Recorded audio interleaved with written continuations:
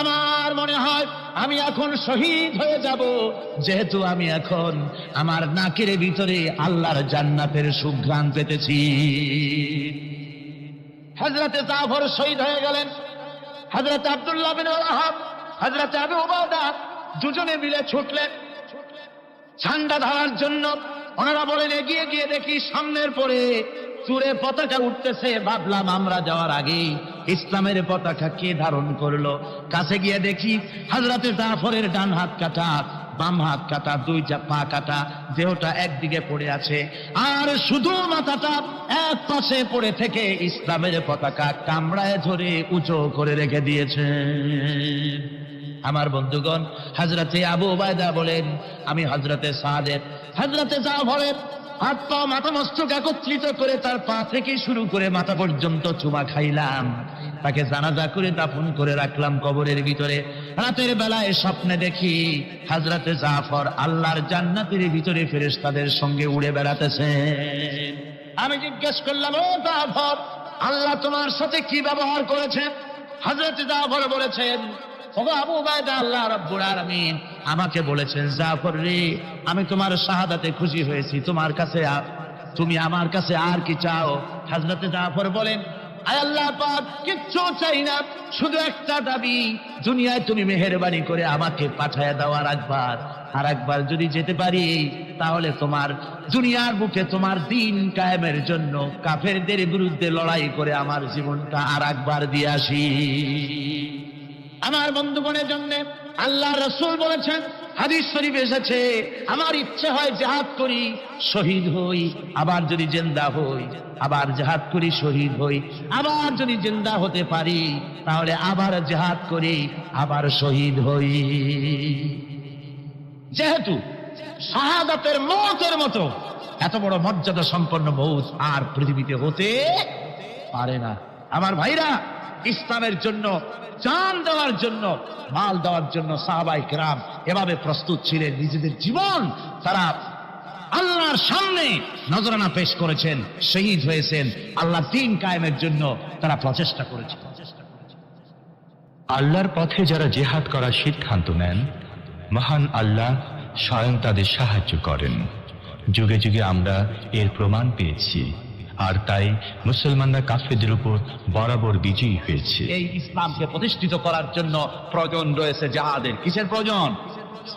কিসের? জিহাদের প্রয়োজন। সেই জিহাদ করতে কি আপনারা তৈরি আছেন? জিহাদের জন্য তৈরি আছেন? সেই জিহাদ কিন্তু সেই জিহাদ মানে কি? সেই জিহাদের আবার অপব্যাখ্যা করা হয়েছে।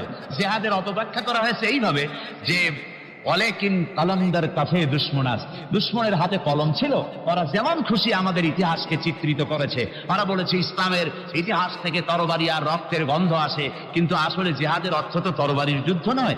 জিহাদের অর্থ হচ্ছে যে কোনো উদ্দেশ্যকে সফলতায় পর্যবসিত করার জন্য যে প্রাণান্তকর প্রচেষ্টা করা হয়, ওই প্রচেষ্টার আরবি নাম হচ্ছে জিহাদ। আর যুদ্ধ তার আরবি হচ্ছে হার্ব। যুদ্ধের আরবি কি? হার্ব, ওয়ার। ইংরেজিতে ওয়ার, আরবিতে হার্ব। আর জিহাদ যেটাকে বলা হয়েছে ওটা হচ্ছে যে কোনো উদ্দেশ্যকে সফলতায় পৌঁছাবার জন্য যে চেষ্টা, ওই চেষ্টার নাম জিহাদ। তবে এই চেষ্টা করতে গিয়ে যখন বাধা আসে সশস্ত্র, ওই সশস্ত্র বাধার মোকাবেলা সশস্ত্রভাবে করা যেটা, ওইটা হচ্ছে জিহাদের চূড়ান্ত রূপ। কথা বুঝে আসছে? ইসলাম প্রথমে কাউকে আক্রমণ করে না। ইসলাম প্রথমে কাউকে আক্রমণ করে না, আক্রান্ত হলে পরে তারপরে এর জবাব দেয়। ঠিক কিনা? দেখেন না, হযরত আলী রাদিয়াল্লাহু তাআলা আনহু ওই যে খায়বারের যুদ্ধে, সেইখানে কেউ খায়বারের এই দুর্গ মুসলমানদের হাতে আসে না, প্রতিদিন যুদ্ধ হচ্ছে, অথচ যুদ্ধে কোনো ফলাফল দেখা যাচ্ছে না। ফজরের এশার নামাজের পর হুজুর বলছেন, ও সাহাবীরা, আগামীকাল আমি এমন এক ব্যক্তির হাতে ইসলামের ঝান্ডা তুলে দেব যাকে আল্লাহ এবং আল্লাহ রাসূল বেশি ভালোবাসেন, এবং তিনিও আল্লাহ এবং আল্লাহ রাসূলকে বেশি ভালোবাসেন, আর তার হাতেই বিজয় হবে। হযরত ওমর রাদিয়াল্লাহু তাআলা আনহু বলেন, আমার এরকম পেরেশানির রাত জীবনে আর কখনো গেছে কিনা জানি না। আমি সারা রাত পেরেশান ছিলাম যে ওই ব্যক্তিকে আমি হতে পারবো। ফজরের নামাজের পর আল্লাহর নবী বলছেন, সাহাবীরা, আমার আলী কোথায়? তাকে দেখছি না কেন? সবাই বলছেন, হুজুর, হযরত আলীর চোখ উঠেছে, তাই নামাজের জামাতে শরীক হতে পারেন না। হুজুর বললেন, তাকে নিয়ে আসো। দুজন সাহাবীর কাঁধের উপরে ভর করে হযরত আলী এলেন। হুজুর সাল্লাল্লাহু আলাইহি ওয়াসাল্লাম তার মুখের থুতু মোবারক নিয়ে হযরত আলীর চোখে লাগিয়ে দিলেন। সাথে সাথে আগের থেকেও ভালো দৃষ্টিশক্তি সম্পন্ন হয়ে গেলেন। সুবহানাল্লাহ। তো এখানে রাসূল পাক সাল্লাল্লাহু আলাইহি ওয়াসাল্লাম তিনি হযরত আলীর হাতে তরবারি উঠায় দিলেন। জুলফিকার বললেন, আলী তুমি যাও আজকের ময়দানে সেনাপতির দায়িত্ব পালন করো। হযরত আলী তরবারি হাতে নিলেন। ইসলাম আক্রমণকারী যে না সে কথা বলতে আমি এই কথা নিয়ে আসছি। হযরত আলী গেলেন, যায় মুরাহহাবের সামনে পড়েছেন। মুরাহহাব হলো হাদিসে এসেছে, মুরাহহাব হচ্ছে কাফেরদের নেতৃত্ব দিচ্ছে। মুরাহহাব বলছে, আলী তোমাকে আমি কিন্তু ভালোবাসি, তুমি আসতে কেন? তোমার প্রতি আমার একটা সফট কর্নার আছে আমার অন্তঃকরণে। তুমি তোমার ছেলে মেয়েকে কি এতিম বানাতে চাও? তোমার বউকে কি বিধবা করতে চাও? আমি তো সেই বীর যে আমার সামনে এসে কেউ কল্লা সাথে নিয়ে যেতে পারে নাই। সুতরাং তুমি যদি ওদেরকে এতিম আর বিধবা করতে না চাও, আমার সামনে থেকে সরে যাও। হযরত আলী বলেন, মুনাফিক তুমি কাকে ভয় দেখাতেছ? তোমার তরবারি এই সমাজের কিছু কাফেরেরা ভয় করতে পারে, তুমি কি আমারে চেনো নাকি? তুমি কারে ভয় দেখাও? তাম পৃথিবীর সমস্ত কাফেরদের উপরে আল্লাহ রাব্বুল আলামিন আমাকে বাগ বানায় পাঠিয়েছেন। তরবারি দিয়ে প্রমাণ হবে। মুনাফিক বলে, তুমি আঘাত করো। কয় না, আক্রমণ তো করবো না আমি, আগে তুমি করো, আমি প্রতিহত করব। আক্রান্ত হলে পরে তারপরে জবাব দেব। এরপরে মুরাহহাব আঘাত হানতে লাগলো। হযরত আলী সমস্ত রণকৌশল দিয়ে আঘাতগুলি তিনি ফিরিয়ে দিতে লাগলেন। এরপরে হযরত আলী বলছেন, মুরাহহাব এবার তৈরি হও আমার আঘাত সহ্য করার জন্য। হযরত আলী জুলফিকার তুলে আঘাত করলেন। এক আঘাতেই দেখা গেল মুরাহহাবের মাথা থেকে শুরু করে শরীর টুকরা হয়ে গিয়া হযরত আলীর তরবারির মুঠা পর্যন্ত মাটির ভিতরে গেড়ে গিয়েছে। এবারে দুর্গ দখল হয়ে গেল। পরের দিন আল্লাহর নবী বলেন, আলী শুনতে পেলাম তোমার ঢাল ভেঙে গিয়েছিল, তারপরে তুমি যুদ্ধ করলে কি দিয়ে?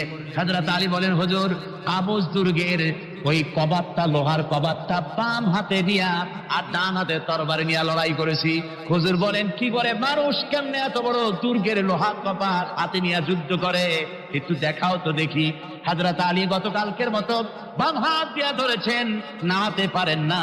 এবার ডান হাত দিয়া ধরেছেন, নাড়াতে পারেন না।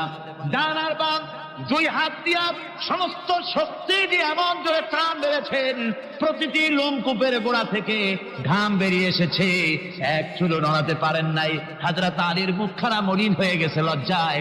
হযরত আলী রাদিয়াল্লাহু তাআলা আনহু লজ্জা পেয়ে গেছেন। রাসূল পাক সাল্লাল্লাহু আলাইহি ওয়াসাল্লাম বলেন, আলী লজ্জা পাওয়ার কোনো কারণ নাই, চিন্তা করার কোনো কারণ নাই। তোমার নিজস্ব শক্তি দিয়ে তুমি লড়াই করতে পারো নাই।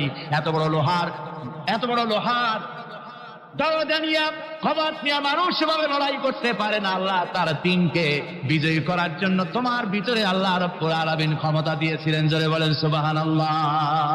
আল্লাহ রাব্বুল আলামিন এই জিহাদের ময়দানে যখন মানুষ আসে, আল্লাহ তাদের উপরে মদদ দান করেন।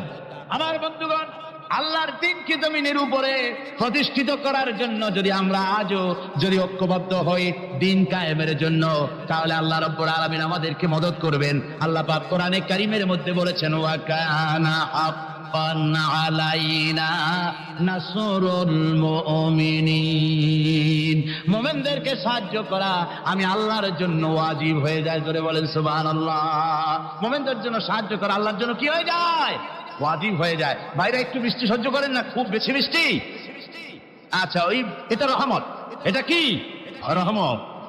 আমার ভাইরা, জিহাদের ভিতরে সাহাবায়ে কেরাম আল্লাহর জান্নাতে যাওয়ার জন্য তারা জিহাদ করেছেন। তারা দেশ দখলের জন্য জিহাদ করেন নাই, দিন প্রতিষ্ঠার জন্য লড়াই করা ফরজ। দিন প্রতিষ্ঠার জন্য লড়াই করা কি? যারা কোন কি? আর এই ফরজ দায়িত্ব পালন করতে গিয়ে যদি কেউ মারা যায়, তাহলে কোথায় যাবে? কোথায় যাবে? ওই শাহাদাতের মওত হচ্ছে একটা সেতু, একটা সেতু বা একটা ব্রিজ, একটা সাঁকো, এপারে দুনিয়া, ওপারে আল্লাহর জান্নাতুল ফেরদাউস। জোরে বলেন সুবহানাল্লাহ। এই জন্য হযরত ওমর ফারুক রাদিয়াল্লাহু তাআলা আনহু সব সময় দোয়া করতেন, আল্লাহুম্মা রযুকনি শাহাদাতান ফি সাবিলিক ওয়াজআল মাউতি ফি বালাদি রাসূলিক। আল্লাহ রাব্বুল আলামিন, আমাকে রাসূলের শহরে মওত দাও আর আমাকে তোমার দ্বীনের রাস্তায় শাহাদাত মঞ্জুর করো। জোরে বলেন আমিন। এটা আমাদের দোয়া, আমারও দোয়া, আমার সারা জীবনের স্বপ্ন, সারা জীবনের স্বাদ, আল্লাহ যেন শাহাদাতের মওত নসিব করে দেন। জোরে বলেন আমিন। এর থেকে উন্নত মানের মওত আর নাই। ওই প্যারালাইসিস হয়ে বিছানায় পড়ে তড়পায় তড়পায় মরার কোনো দাম নাই। দুনিয়ার বুকে বিড়ালের জিন্দিগি বছর করার 500 বছর বেঁচে থাকার দাম নাই। সিংহের মতো 1 সেকেন্ড বেঁচে থাকার দাম আছে, ঠিক কিনা?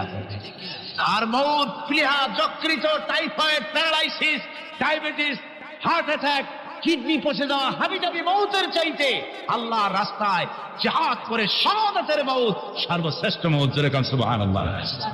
আমার ভাইরা, রাসূলে পাক সাল্লাল্লাহু আলাইহি ওয়াসাল্লাম তিনি মদিনা মুনাওয়ারায় এসে প্রথম যে জিহাদের সম্মুখীন হলেন, ওইটার নাম কি? কোন জিহাদ? বদর। কোন জিহাদ? বদরের জিহাদ। সেই বদরের মাঠে জিহাদের জন্য রাসূল সাহাবীদেরকে তৈরি করতেছেন।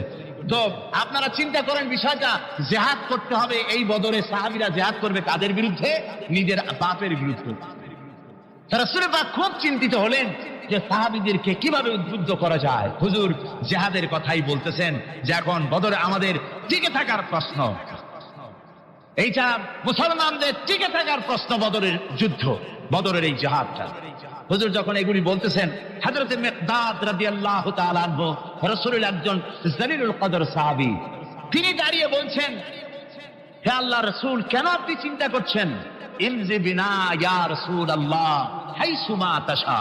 হে আল্লাহর রাসূল, আপনি আমাদেরকে নিয়ে চলুন যেদিকে আপনার খুশি। হাইসুমা আমারাকাল্লাহ, যেদিকে আল্লাহ আপনাকে নির্দেশ করেন সেদিকে আমাদের নিয়ে আপনি সেদিকেই চলুন।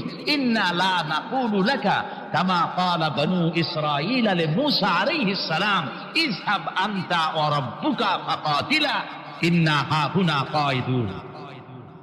বুখারী শরীফের হাদিস। হযরত মিকদাদ রাদিয়াল্লাহু তাআলা আনহু বলছেন, হে আল্লাহর রাসূল, আপনি আমাদের নিয়ে চলুন, আল্লাহ যেদিকে আপনাকে আমাদের নিয়ে যেতে বলেন সেই দিকে নিয়ে যান। আমরা মুসা আলাইহিস সালামের উম্মতের মতো বলবো না যে হে মুসা আপনি আর আপনার আল্লাহ দুজন গিয়া যুদ্ধ করেন, আমরা এখানে বসে থাকি, এমন কথা আমরা বলবো না। বাল ইযহাব আনতা ওয়া রাব্বুকা ফাকাতিলা ইন্না মাআকুমা মুকাতিলুন। ও নবী, বরং আমরা বলবো আপনি চলুন আমাদের নিয়ে, আপনি এবং আপনার আল্লাহ চলুন জিহাদের ময়দানে, আমরা আপনার সঙ্গে জিহাদ করব, লড়াই করব সেই পর্যন্ত। মা দামাত আইনুম মিন্না তাতারাব, যতক্ষণ পর্যন্ত আমাদের একটা চক্ষুর পলক পড়ে, যতক্ষণ পর্যন্ত একটা চোখের পাতা নড়ে, ততক্ষণ পর্যন্ত আমরা কাফেরদের বিরুদ্ধে লড়ব। সুবহানাল্লাহ বিহামদিহি। যতক্ষণ চোখের পাতা নড়ে ততক্ষণ পর্যন্ত লড়ব, নিয়ে চলুন আমাদেরকে। হুজুর খুব খুশি হলে, আরে রাসূল পাক সাল্লাল্লাহু আলাইহি ওয়াসাল্লাম দারুণ ভাবে খুশি হয়ে গেলেন। হুজুর বললেন, ও সাহাবীরা, তোমাদের মানসিক অবস্থা যখন এই, কুমু বিনা ইলা জান্নাতিন, চলো আমার সাথে বেহেশতের দিকে। সুবহানাল্লাহ, সবাই বলেন সুবহানাল্লাহ। কুমু বিনা ইলা জান্নাতিন আরদুহা কাআরদিস সামাওয়াতি ওয়াল আরদ, সেই বেহেশতের দিকে চলো যে বেহেশতের বিশালতা, প্রশস্ততা এই পৃথিবী এবং আকাশের চাইতে অনেক বড়। সেই বেহেশতের দিকে চলো। ফাকামা উমাইর বিন হামাম ওয়া কানা ইয়াকুলুত তামার। হযরত উমাইর বিন হামাম এক যুবক, তিনি দাঁড়িয়ে গেলেন। আমার মুসলমান ভাইরা, যুবকদের অবদান কিন্তু ইসলামে সব চাইতে বেশি। জোরে কোন সুবহানাল্লাহ। তাদের অবদান বেশি। যে সর্বপ্রথম ইসলাম কবুল করেছে কারা? যুবকরা। হযরত আবু বকর, হযরত ওমর রাদিয়াল্লাহু তাআলা আনহু, তাদের বয়স যুবক বয়স ছিল। যুবক বয়সে তারা ইসলাম কবুল করেছেন। হযরত আলী যুবক ছিলেন, এই জন্য যুবকদের ইবাদতের সওয়াব বেশি।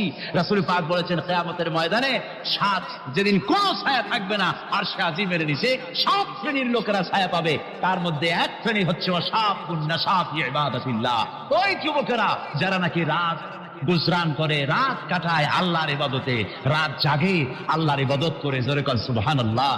বুড়োদের 100 বার আল্লাহ বলা আর এক যুবকের একবার আল্লাহ বলা, বৃদ্ধের সারা সপ্তাহ তাহাজ্জুদ পড়া আর যুবকের এক রাত্রের তাহাজ্জুদ পড়া মনে হয় তার থেকেও বেশি। কর সুবহানাল্লাহ।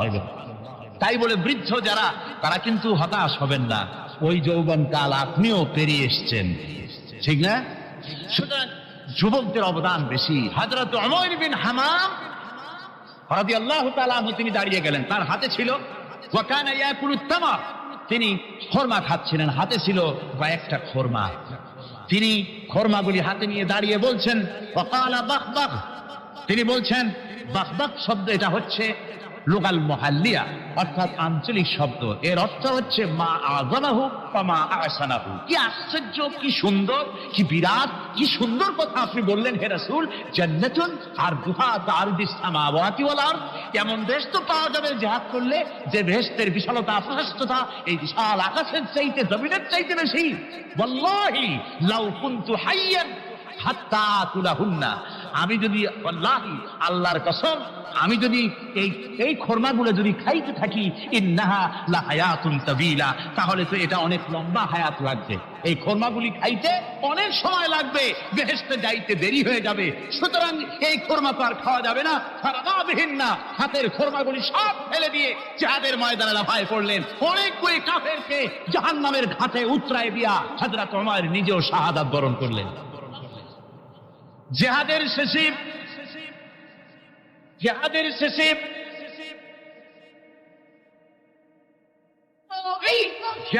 শেষে শহাদায়ে বদরের সমস্ত শহীদদের লাশ এক জায়গায় এনে সাহাবীরা বললেন, হে আল্লাহর রাসূল, আপনি যখন জান্নাতের বর্ণনা দিতেছিলেন তখন যে যুবকটা খরমা খেতেছিল আর জান্নাতের আশায় হাতের খরমা ফেলে দিয়েছিল, যে খরমাগুলি খাইতে গেলে তো সময় লাগবে অনেক, বেহেশতে যেতে দেরি হয়ে যাবে, এই কথা মনে করে হাতের খরমা ফিকে ফেলে জিহাদের ময়দানে এসে শাহাদাত বরণ, যে যুবকটি জিহাদ করেছিল তার লাশে সেও শাহাদাত বরণ করেছে।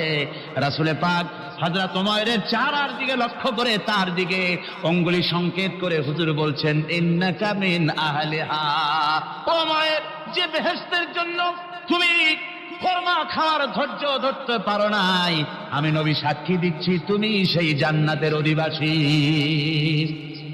আমার ভাইরা, ওই জান্নাতে যাওয়ার জন্য, আল্লাহর দ্বীনকে প্রতিষ্ঠার জন্য আমাদেরকে ঐক্যবদ্ধ হতে হবে। আল্লাহর দ্বীনের জন্য আল্লাহর নবীর যে আদর্শ, সে আদর্শ প্রতিষ্ঠার জন্য এগিয়ে আসতে হবে। যদি আমরা তা করতে পারি, আমরা সংখ্যায় কত, আমাদের অস্ত্র আছে কি নাই, আমাদের জনবল কত, আমাদের সৈন্যবল কত, এগুলি প্রশ্ন না। প্রশ্ন হচ্ছে ولا تهنوا ولا تحزنوا وأنتم الأعلون إن كنتم مؤمنين। কোনো ভয় নাই, কোনো চিন্তা নাই, যদি তোমরা মুমিন হও আমি আল্লাহ তোমাদেরকে বিজয়ী করব। জোরে বলেন সুবহানাল্লাহ। মুসলমানেরা তো সেই জাতি, যাদের ময়দানে যখন মুসলমানদেরকে সাহায্য দরকার হয়েছে, আল্লাহ রাব্বুল আলামিন আকাশ থেকে ফেরেশতা নাজিল করেছে কিনা কোন?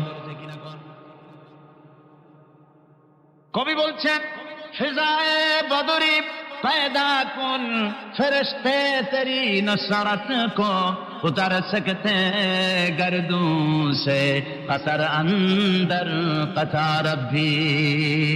বদরের মুসলমানদের মতো ঈমান যদি আজ তোমরা আনতে পারো, তোমাদের ভিতরে হয়ে যায়, তাহলে আল্লাহ রাব্বুল আলামিন তোমাদের জন্য কাতারে কাতারে ফেরেশতা তোমাদের জন্য নাজিল করে দিতে পারেন। তোমরা সেই জাতি, তোমরা সেই মুসলমান, ফিরে আসো ইসলামের দিকে, ফিরে আসো দ্বীনের দিকে, রাসূলের সঙ্গে মহব্বতটা জুড়ে দাও। কি মোহাম্মদ সে वफा तूने तू हम तेरे हैं ये जहां चीज ही क्या लोहे कलम तेरे। মুহাম্মদ সাল্লাল্লাহু আলাইহি ওয়াসাল্লামের সঙ্গে তুমি যদি মহব্বতের সম্পর্ক স্থাপন করতে পারো, অনুসরণ আর অনুকরণের, তাহলে আকাশ আর জমিন তো দূরের কথা, লৌহ কলম পর্যন্ত আল্লাহ তোমার জন্য করে দিবেন। গভীর রাত্রে হযরত ফাতিমা রাদিয়াল্লাহু তাআলা আনহা ইন্তেকাল করলেন। কিছু সংখ্যক সাহাবীদের কাছে খবর দিয়া অল্প সময়ের ভিতরে জানাজার ব্যবস্থা করা হলো। হযরত আবু যর গিফারী রাদিয়াল্লাহু তাআলা আনহু কবরের ভিতরে নেমে গেলেন। কবরের ভিতরে নেমে গিয়া হযরত আবু যর বলেন, রে কবর, তোর ভিতরে আজকে কাকে রাখবো, তুই কি তা জানিস নাকি? কোনো জবাব আসে না। হযরত আবু যর বলেন, কবর রে, তোর ভিতরে আজকে যাকে রাখবো তিনি হতেছেন হযরত ইমাম হাসান হোসেনের মা, বেহেশতের সমস্ত জওয়ানদের সরদার হবেন যারা, সেই দুইজনের মা তোর ভিতরে রাখবো, খবরদার বেয়াদবি করবি না। কোন জবাব না পেয়ে হযরত আবু যর বলেন, ওগো কবরের মাটি, তোর ভিতরে কাকে রাখবো কি জানিস? আসাদুল্লাহিল গালিব, দুনিয়ার সমস্ত কাফেরদের বিরুদ্ধে আল্লাহ রাব্বুল আলামিন যাকে বাঘ বানিয়ে পাঠালেন, সেই হযরতে আলী, তার স্ত্রী রেখে যাব, খবরদার বেয়াদবি করবি না। কোনো জবাব আসে না। হযরতে আবু যর বলেন, কবরের মাটি, তোর ভিতরে যাকে রাখবো তিনি হলেন খাতুনে জান্নাত, বেহেশতের সমস্ত মহিলাদের সরদারিনী হবেন যে ফাতেমা, তারে রেখে যাব, তোর ভিতরে খবরদার কোনো বেয়াদবি করবি না। আবার হযরত আবু যর বলেন, কবরের মাটি, তোর ভিতরে কারে রাখবো কি জানিস? তোর ভিতরে আজকে যাকে রেখে যেতেছি তিনি হলেন আখেরি জামানার পয়গম্বর, বিশ্বনবী জনাবে মুহাম্মদুর রাসূলুল্লাহ সাল্লাল্লাহু আলাইহি ওয়াসাল্লামের কলিজার টুকরা মা ফাতেমাকে তোর ভিতরে রাখবো, খবরদার কবরের মাটি বেয়াদবি করবি না। কিতাবে এসেছে হযরত আবু যর গিফারী শুনতে পেলেন,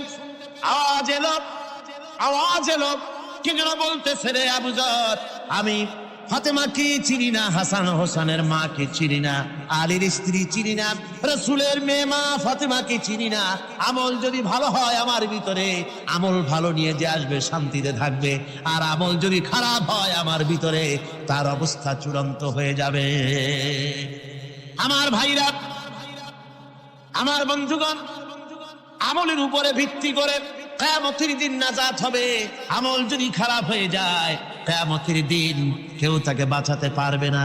এই জন্য কিয়ামতের ময়দানে, হাসরের দিনে আল্লাহর হাবিব জনাবে মুহাম্মদ রাসূলুল্লাহ সাল্লাল্লাহু আলাইহি ওয়াসাল্লাম সিজদায় পড়ে কাঁদতে থাকবেন। আল্লাহ রাব্বুল আলামিন বলেন, হাবিব রে, আপনি কাঁদেন কেন? আজকে তো আপনার কাঁদার দিন না, আমি আপনাকে মাকামে মাহমুদ দান করেছি, আমি আপনাকে কাউসার দান করেছি, আপনার আজকে সম্মানের দিন, মর্যাদার দিন, কান্দেন কেন? আল্লাহর হাবিব বলবেন, রব্বুল আলামিন, মাকামে মাহমুদ পেয়েছি, কাউসার পেয়েছি, কান্দি এই জন্য আমি দেখতে পাচ্ছি আবার সামনে দিয়া ফেরেশতারা আমার উম্মতগুলি জাহান্নামের দিকে নিয়ে যায়। আল্লাহ রাব্বুল আলামিন বলবেন, ওগো আমার হাবিব, আমি আপনাকে ক্ষমতা দিলাম, আপনার জান্নাতি উম্মতগুলি আপনি বেছে নেন। আল্লাহর হাবিব তার জান্নাতের উম্মতগুলি বাঁচতে থাকবেন।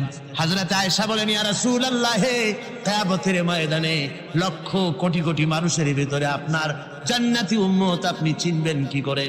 হুজুর বলেন, আয়েশা, কোন একটি ঘোড়ার কপাল যদি থাকে সাদা, এই সাদা কপালওয়ালা ঘোড়াটা যদি অসংখ্য ঘোড়ার ভিতরে যদি হারিয়ে যায়, তাহলে সাদা কপালওয়ালা ঘোড়ার মালিক তার ঘোড়াকে পাবে কিনা বলো? হযরত আয়েশা বলেন, হুজুর, অনায়াসে পাবে।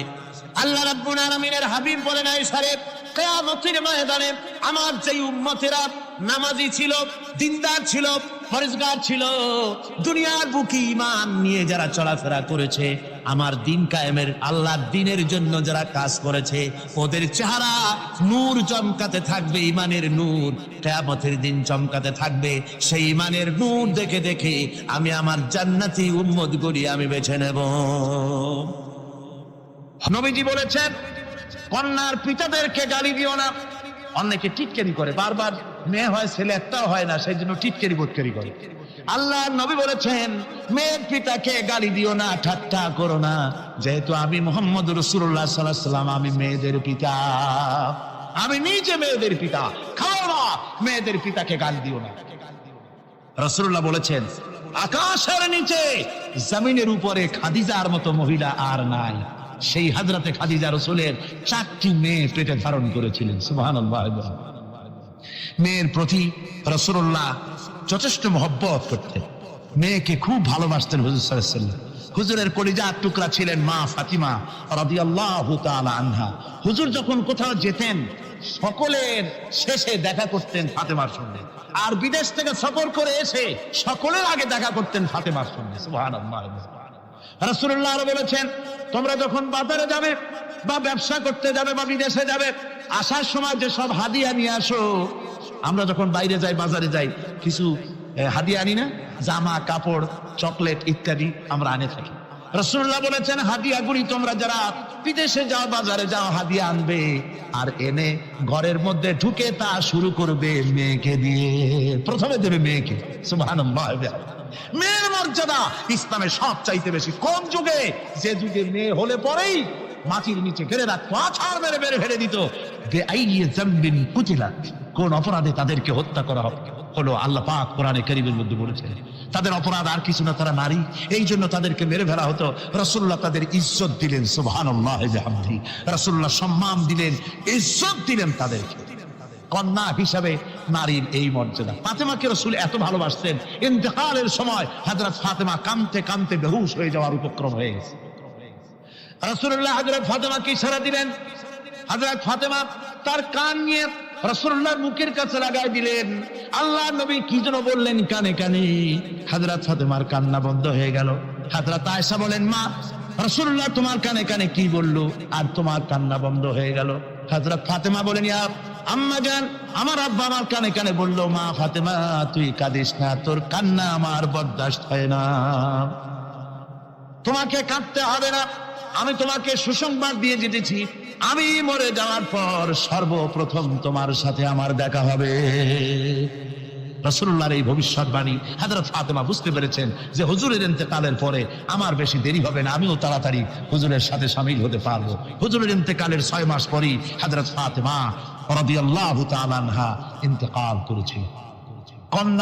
কন্যা হিসেবে নারীর মর্যাদা ইসলাম অনেক অনেক গুণে বাড়িয়ে দিয়েছে।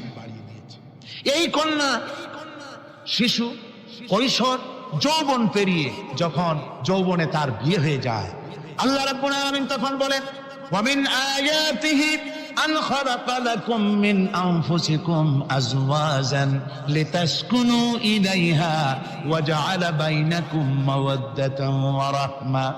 আল্লাহ পাক বলেন, আমার নিদর্শনের ভিতরে এটাও একটি নিদর্শন যে আমি তোমাদের থেকে তোমাদের জোড়া তৈরি করেছি, তোমাদের স্ত্রীদেরকে তৈরি করেছি, তোমাদের সাথে তোমাদের স্ত্রীর ভালোবাসা সৃষ্টি করেছি, মহব্বত সৃষ্টি করেছি। এই মহব্বত আমি আল্লাহ তৈরি করেছি। আর যখন বুড়ো হয়ে যায় মানুষ, স্বামী স্ত্রী যখন বুড়ার বুড়ি হয়, তখন আর ভালোবাসা থাকে না, তখন ওই ভালোবাসা সহৃদয়তার করুণায় আমি আল্লাহ পরিণত করে দেই। বুড়ার জন্য তখন বুড়ি ছাড়া আর উপায় নাই, বুড়িরও আর বুড়া ছাড়া উপায় নাই।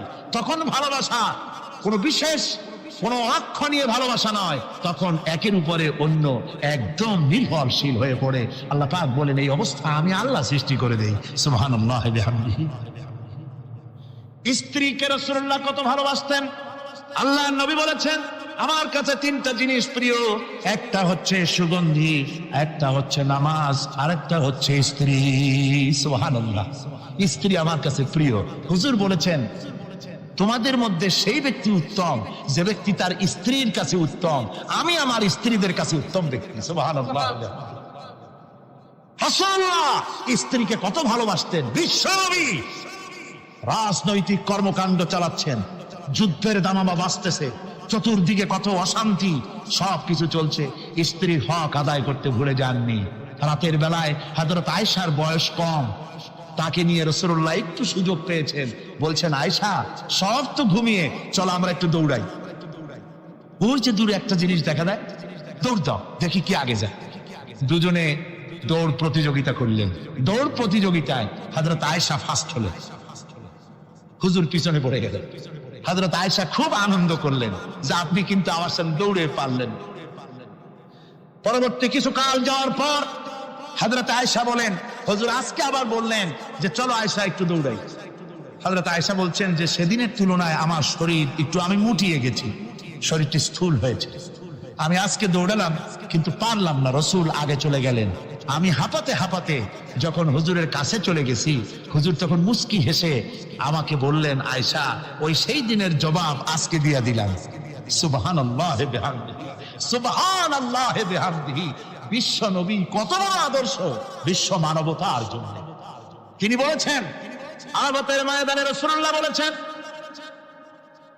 তোমরা যেমন পড়বে তোমার স্ত্রীদেরকে তেমন পড়াবে, তোমরা যেমন খাবে তোমার স্ত্রীদেরকে তেমন খাওয়াবে, স্ট্যান্ডার্ড মেনটেন করবে।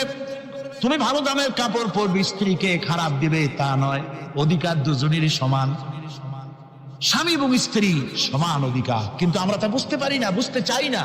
আমরা অনেকে মনে করেছি বিয়ে যখন করছি তখন আমি তো নওয়াবজাদা নসরুল্লাহ খান আর বউ তো কেনা দাসী। না, সে কিন্তু দাসী নয়, তার মর্যাদা আছে, তার সম্মান আছে, তার সম্মান আপনাকে দিতে হবে। রাসূলুল্লাহ দিয়েছেন, আপনাকেও দিতে হবে।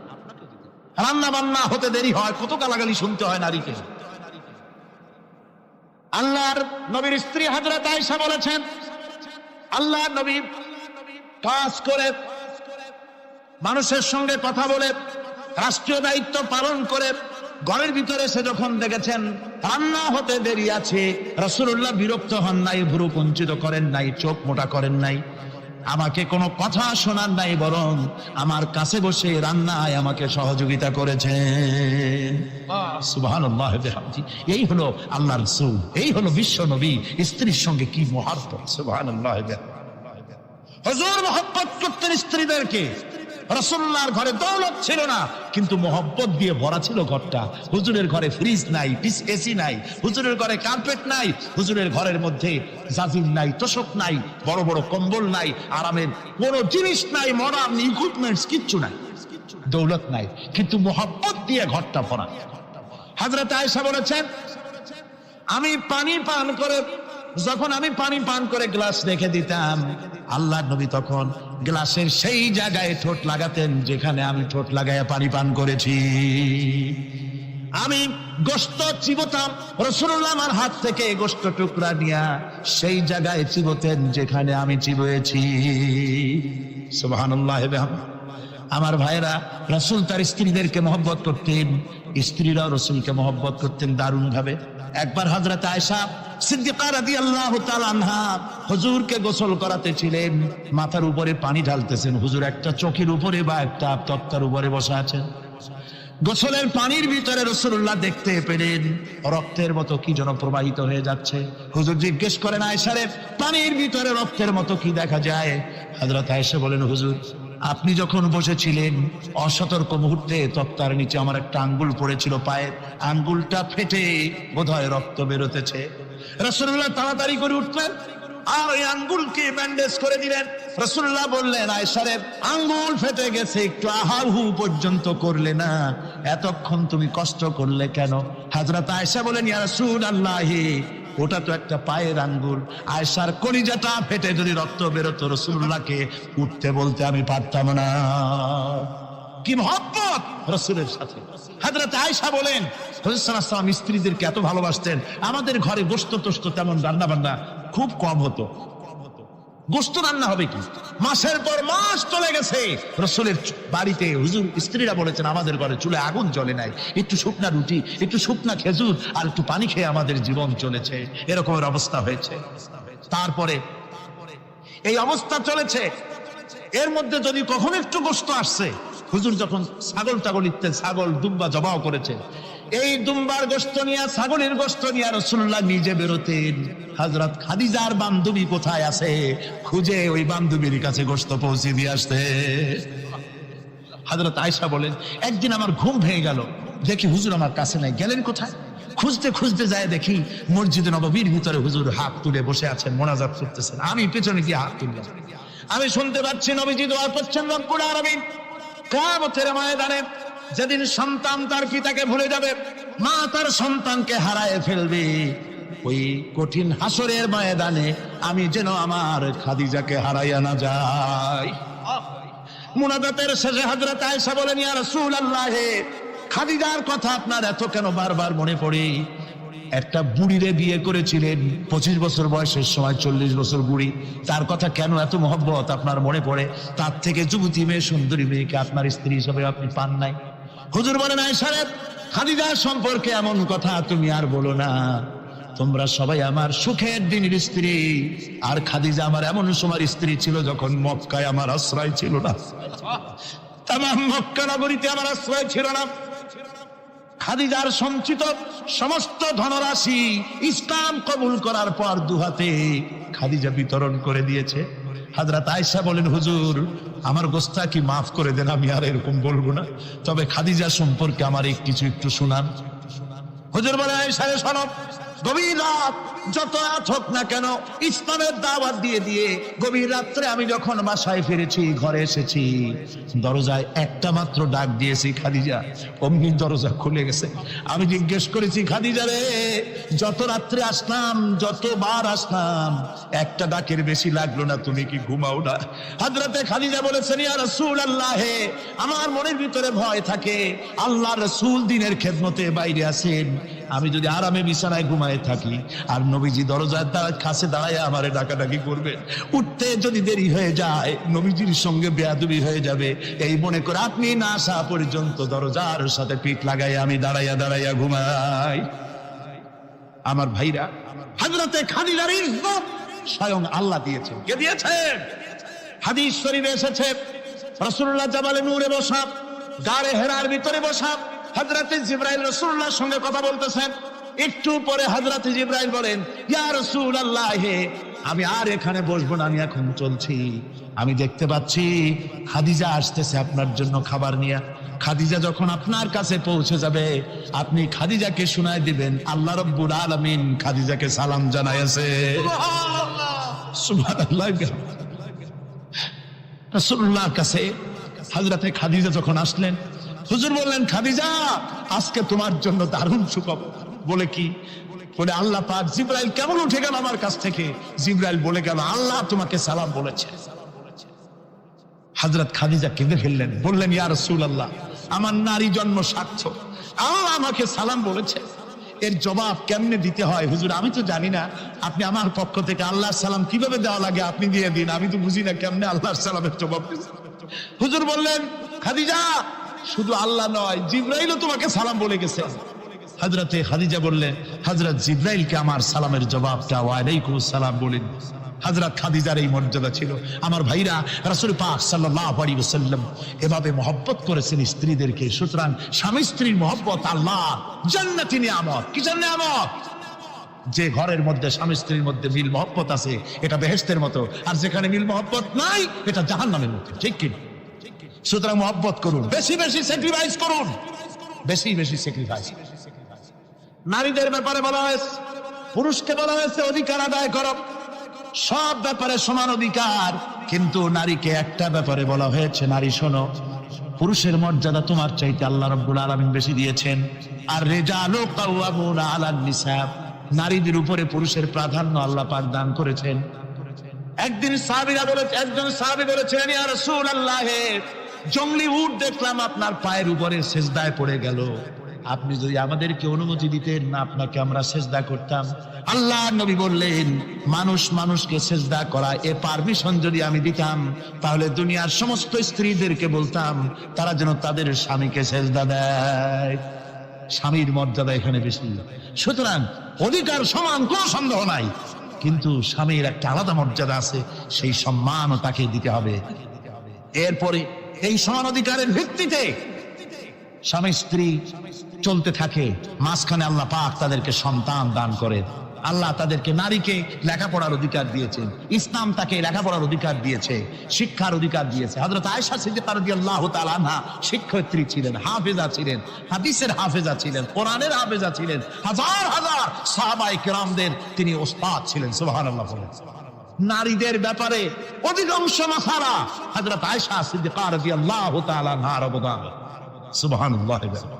নারী যুদ্ধ করেছে, যুদ্ধের ময়দানে নারীর অধিকার আছে।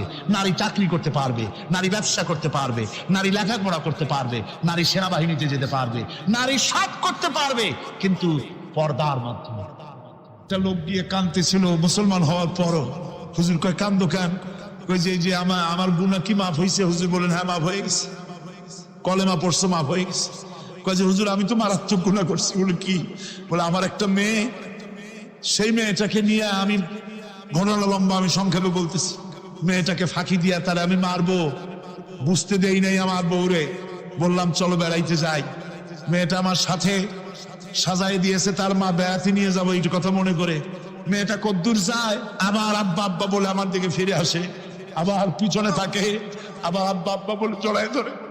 এইভাবে করতে করতে যখন নির্জন এলাকায় গেলাম, আমি পাহাড়ের পাশে গর্ত খোঁড়া আরম্ভ করলাম। গর্ত খুঁজি আর মাটি ছিটে এসে আমার দাড়িতে লাগে। বাচ্চা মেয়েটা আমার কাছে এসে দাড়ি দিয়ে ধুল ঝাড়ায় দেয়, কয় আব্বা তোমার দাড়িতে ধুল লাগতেছে, তুমি এই কষ্ট করতেছো কেন? মেয়ে তো বোঝে না যে আমি তার জন্যই কবর খুঁজতেছি।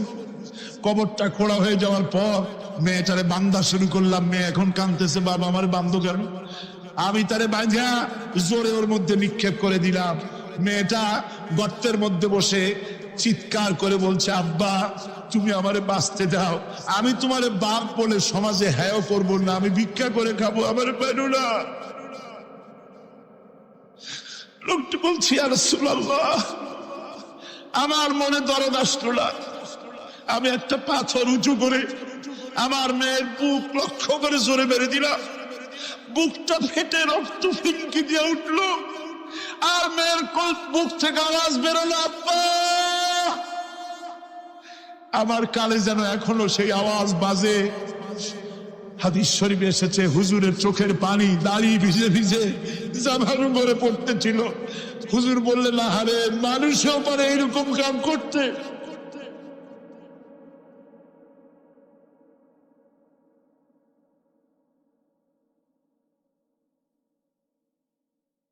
পৃথিবীতে নারীর যখন কোনো সম্মান ছিল না, মর্যাদা ছিল না, সেই সময় আমার রাসূল, আমার বিশ্বনবী নারীদেরকে সম্মানের হাত ধরে গর্তের ভিতর থেকে উঠাইয়া রানীর সিংহাসনে বসায় দিলেন। সুবহানাল্লাহ, মায়ের মর্যাদা দিয়ে দিলেন। সুবহানাল্লাহ, নারীরা আমাদের মায়ের জাত। নারীরা আমার কি এর জাত? মায়ের জাত। আমার মা বোনেরা, তোমাদের সম্মান কত তোমরা জানো না। আমরা পুরুষ, আমাদের পায়ের তলে জুতা, আর তোমরা আমাদের মায়ের জাত। তোমরা নারী, তোমাদের পায়ের তলে আল্লাহর জান্নাত, আল্লাহর ব্যস্ততা তোমাদের পায়ের তলে। এই সম্মান আল্লাহ তোমাদের দিয়েছে, নবী দিয়েছেন। সুবহানাল্লাহ। কর ভাইরা আমার, অধিকার ইসলাম দিয়েছে। বিবাহ যখন হয়, এই বিবাহের সময় এজেন্ট আনতে হয়। আর বিবাহ হচ্ছে বিবাহ বৈঠক। এজেন্ট আনার জন্য ওই যে কি জানি কয়, ম্যারেজ রেজিস্ট্রার বা মৌলবি সাহেব, কার অনুমতি আগে নেয়? বলেন কার অনুমতি? তাহলে অধিকার ইসলাম পুরুষে দিল না মেয়ে লোকে দিল? আচ্ছা, মেয়ে লোকের কাছে যাও, মেয়েটাকে জিজ্ঞেস করো সেই বিবাহে রাজি আছে কিনা। সুবহানাল্লাহ পড়ে, এই বিবাহে রাজি আছে কিনা জিজ্ঞেস করো, তার অধিকারই বেশি। এরপরে এই বিবাহে করার ব্যাপারে কত বৈষম্য।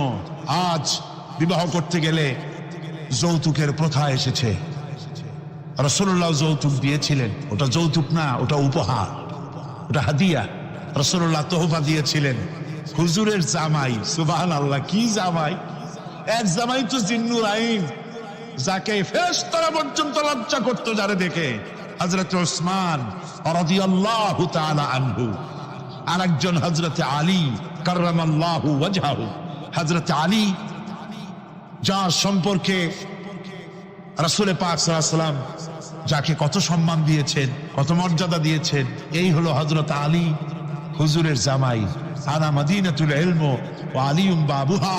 আমি হলাম জ্ঞানের রাজ্য, আর আলী হলো সেই রাজ্যে প্রবেশের দরজা। সুবহানাল্লাহ। ভাইরা, এই হলো জামাই। আর মেয়ে খাতুনে জান্নাত, বিনতে রাসূল, বেহেশতের সমস্ত রমণীদের সরদারিনী মা ফাতিমাতুজ জাহরা রাদিয়াল্লাহু তাআলা আনহা। কি উপহার দিলেন বিয়েতে রাসূল! এই মেয়ে আর এই জামাই। উপহার হলো খেজুরের ছোবড়ার একটা তোষক, পানি উঠাবার জন্য একটা মশক, আর আটা পেশা একটা জাথা।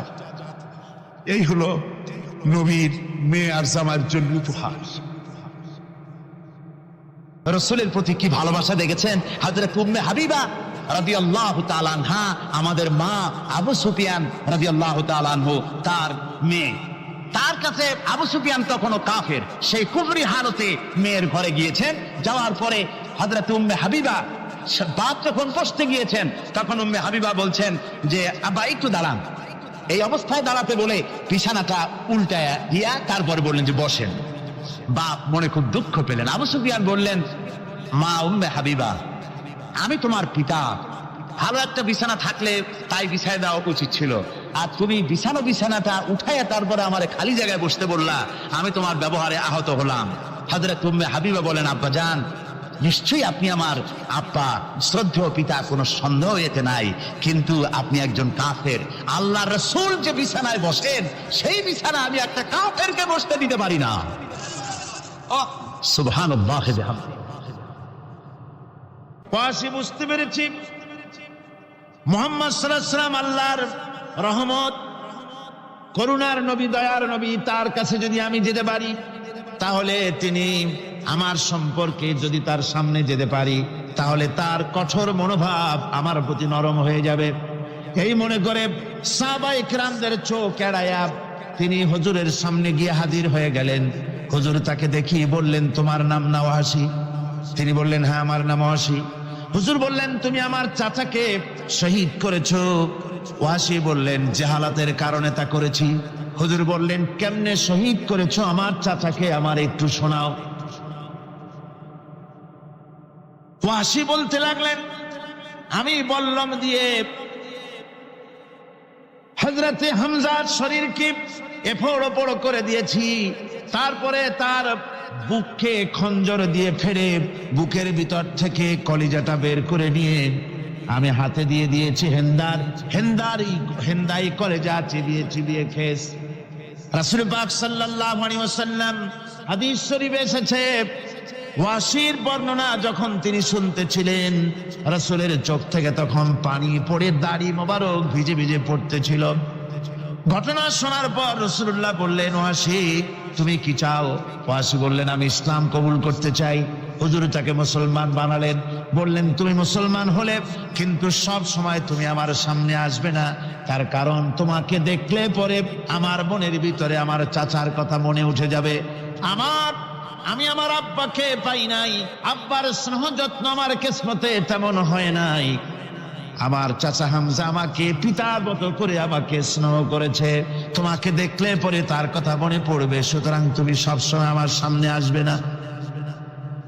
ওয়াসি সেদিন শপথ নিয়েছিলেন, রব্বুল আলামিন, আমি জাহালাতের কারণে যেই বল্লম দিয়ে একজন শ্রেষ্ঠ সন্তানকে আমি শহীদ করে ফেলেছিলাম, আমি বুঝতে পারি নাই, ওই বল্লমটা আমি হেফাজতে রেখে দিয়েছি।